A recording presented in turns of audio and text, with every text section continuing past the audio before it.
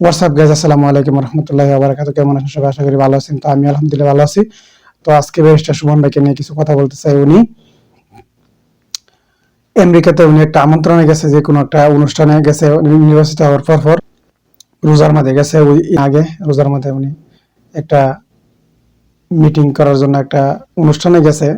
তো ওইখানে উনি বক্তব্য রাখছে যে উনি যে ওনার গ্রিন কার্ড আছে, আমেরিকার গ্রিন কার্ড উনি হস্তান্তর করবে, আমেরিকার গ্রিন কার্ড উনি রিটার্ন করবে।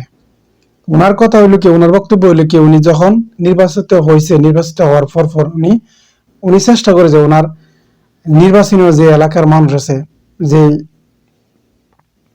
মুরব্বীরা আছে, যে সমাজের মানুষেরা আছে, তাদেরকে নিয়ে উনি বাঁচতে চায়, তাদেরকে নিয়ে উনি কিছু করতে চায়। তো উনি অনেক নেতা কর্মীরা আছে এরকম যে প্রথমেই মানে গ্রিন কার্ড অথবা বিভিন্ন দেশের একটা এই ডকুমেন্ট থাকে। কোনো এক সময় দেখা গেছে যে নির্বাচন হইতে পারে না, কোনো এক সময় দেখা গেছে যে নির্বাচিত হইতে পারে না, তখন তাৎক্ষণিকভাবে ওনারা মানে ডিসিশন নেয় যে দেশের বাইরে চলে যাবে। তো সুমন ভাইয়ের ক্ষেত্রে এটা হয় নাই। সুমন ভাইয়ের ক্ষেত্রে ব্যতিক্রম।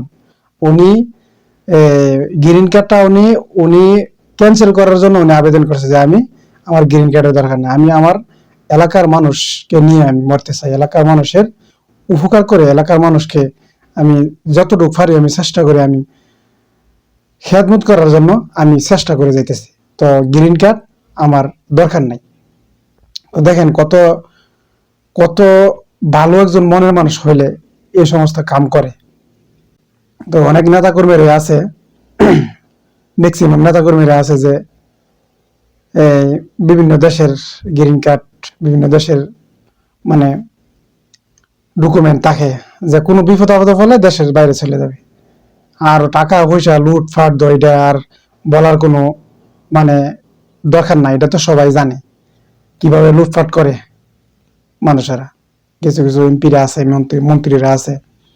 তো ব্যারিস্টার সাইদুল হক সুমন ভাইয়ের ক্ষেত্রে অন্যরকম, উনি অন্যরকম একটা দৃষ্টান্ত স্থাপন করেছে যে উনি গ্রিন কার্ড উনি হ্যান্ড ওভার করবে।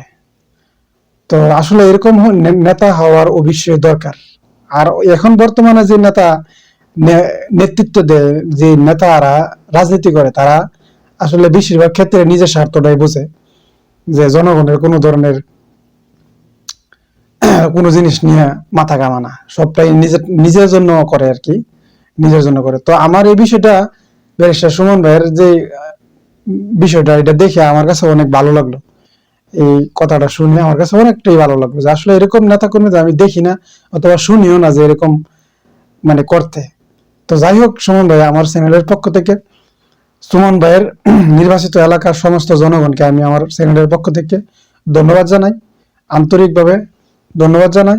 আর আমার ভিডিওটা যদি ভালো লেগে থাকে, বিন্দু পরিমাণও যদি আমি আপনাদের মনে একটু এই জায়গা করে নিতে পারি, তো আশা করি আমার চ্যানেলটাকে সাবস্ক্রাইব করে দিবেন। আর আমাকে সামনে এগিয়ে নিয়ে যাওয়ার জন্য আশা করি আমাকে সাপোর্ট করবেন, লাইক কমেন্ট শেয়ার করে দিবেন। তো সবাইকে ধন্যবাদ, অসংখ্য ধন্যবাদ জানাই আমার ভিডিওটাকে শেষ করলাম। আসসালামু আলাইকুম রহমতুল্লাহি ওয়া বারাকাতুহু।